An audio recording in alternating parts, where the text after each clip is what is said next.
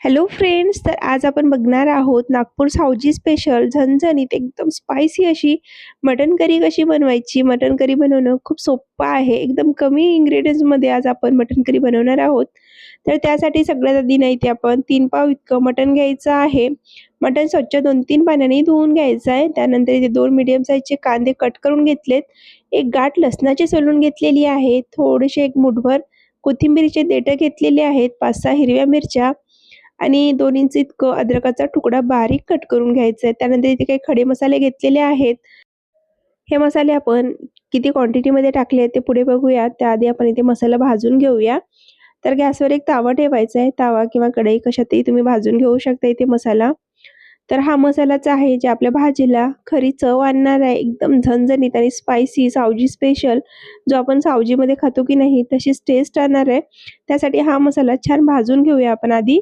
तर बघा ताव्यावर सगळ्यात आधी ना मी ते कांदे टाकले आहेत. 2 मोठ्या साईजचे कांदे अशा प्रकारे लांब-लांब चिरून घ्यायचं आहे आणि त्याच्यामध्ये थोडंसं तेल टाकायचं आहे. अर्धा चमचा इतकं तेल टाकायचं आणि जोपर्यंत छान कांदे लालसर होत नाही तोपर्यंत कांदे आपल्याला इथं भाजून घ्यायचे आहेत.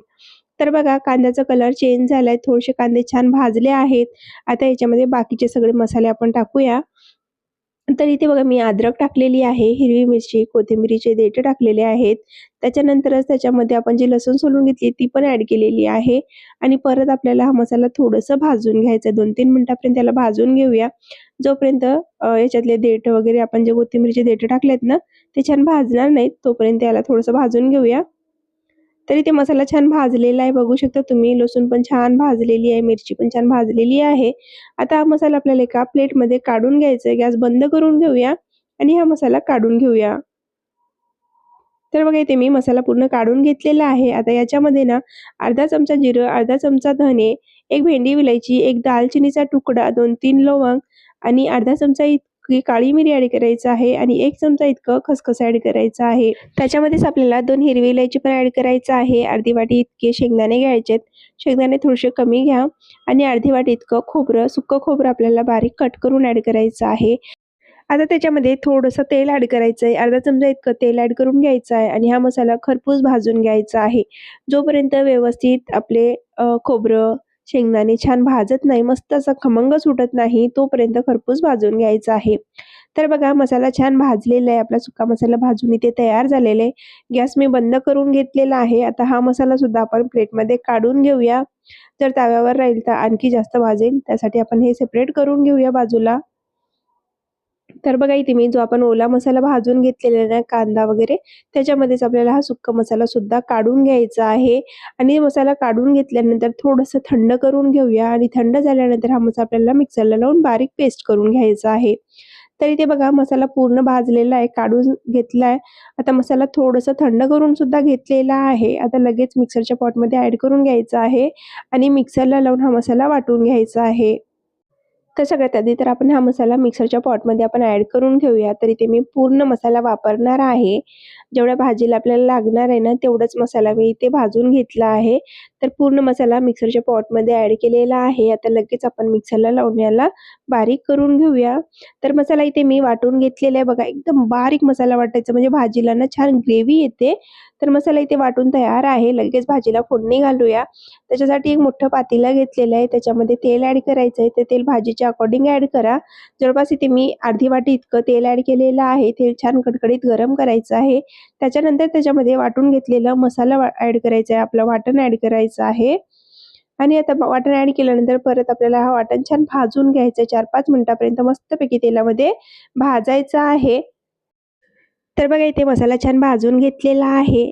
4-5 मिनिटं झाले आहेत. मसाला मस्त छान भाजलेला आहे. ज्यावेळेला असं तेल सुटतो की नाही त्यावेळेला समजायचं मसाला छान भाजला आहे. आता त्याच्यामध्ये ना 2 छोट्या साईजचे टोमॅटो असल्यामुळे मी 2 घेतले. मोठा साईज असेल ना 1च टोमॅटो घ्या. बारीक कट करून घ्यायचा आहे. तो टोमॅटो इथे आपल्याला ॲड करायचा आहे. मस्तपैकी परत शिजवायचा आहे छान. म्हणजे टोमॅटो व्यवस्थित तेलामध्ये शिजतो म्हणून आपण मसाल्यामध्येच टोमॅटो आधी ॲड करायचं. आणि त्याच्यामध्ये आपल्याला आता 1.5 चमचा इतकं मीठ ॲड करायचं आहे. मीठ ॲड केल्याने टोमॅटो लवकर मॅश होतात आणि छान पण शिजतात. त्यासाठी ज्यावेळेला आपण टोमॅटो ॲड करतो की नाही, त्याच वेळेला आपल्याला मीठ ॲड करून घ्यायचं आहे. तर इथे मी 1.5 चमचा मीठ ॲड केलेला आहे. आता परत आपल्याला 2-4 मिनिटापर्यंत हा मसाला शिजवून घ्यायचा आहे. गॅसची फ्लेम मीडियम ठेवायची आणि मीडियम गॅसवर आपल्याला हा मसाला भाजायचा आहे. मसाला जेवढा छान भाजला जातो तेवढ्याच भाजीला तेवढी चव उतरते आणि तर्रीदार अशी भाजी आपली इथे बनून तयार होते. तर बघा इथे मी परत 4-5 मिनिटं छान मसाला भाजलेला आहे आणि किती छान तेल सेपरेट झालंय. आता या स्टेजवरून आपल्याला बाकीचे घरगुती मसाले ॲड करायचे आहेत. तर याच्यामध्ये 1 चमचा गरम मसाला ॲड केलेला आहे. 3 चमचा मिरची पावडर ॲड करायची आहे. तर मिरची पावडर ना तुम्ही तुमच्या टेस्ट अकॉर्डिंग कमी किंवा जास्त करू शकता. मी इथे 3 चमचा ॲड केलेला आहे. 1 चमचा धने पावडर, अर्धा चमचा हळद आणि आपल्याला हा मसाला आता भाजून घ्यायचा आहे. तर मसाला गॅस एकदम मीडियम ठेवायचं आणि मीडियम गॅसवर 4-5 मिनिटापर्यंत मस्त असा हा मसाला भाजायचा आहे.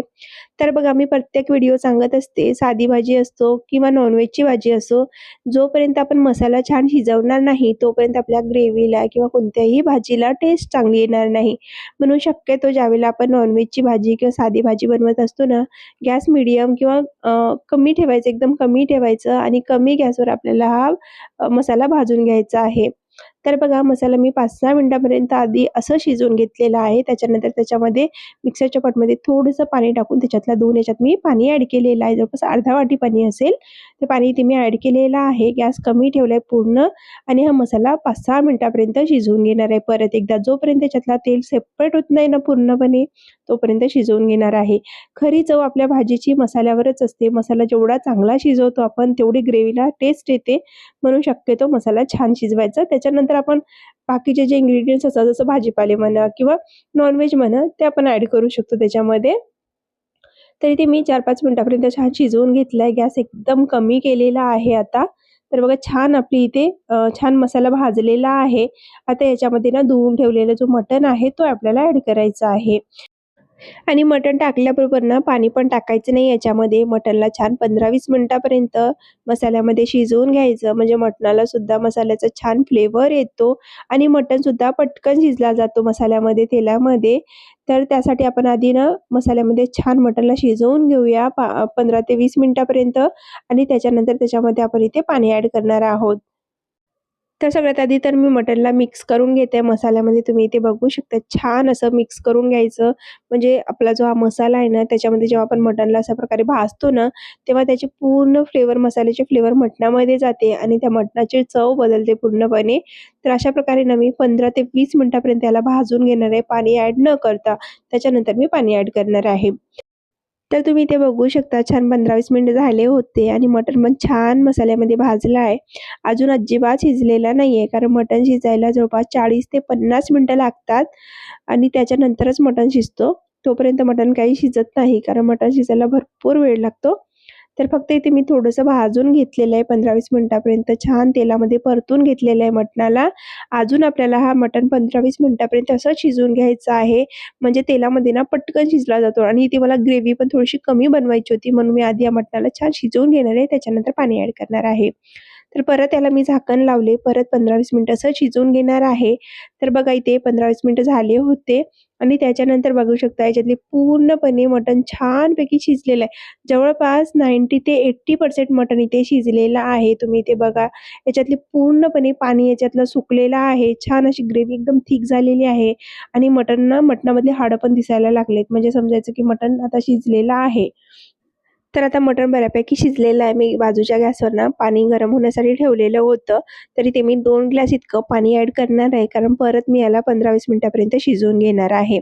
तर बघा एका पातेल्यामध्ये पाणी छान गरम करून घेतले. 2 ग्लास इतकं पाणी घ्यायचं आहे आणि तो पाणी आपल्याला याच्यामध्ये ॲड करायचा आहे आणि आता खदखदून आपल्याला या मटणाला छानपैकी उकळून घ्यायचं आहे. मस्तपैकी शिजवून घ्यायचं आहे. परत आपल्याला हा मटण 15-20 मिनिटापर्यंत शिजवायचं आहे.